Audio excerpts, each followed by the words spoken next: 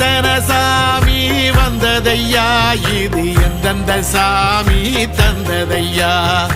எத்தனை பாட்ட சொன்னதையா, அத சுத்துற பூமி கண்டதையா, அடிச்சு வீசும் காத்துலையும் அந்த தகப்பனாச சுத்துதையா,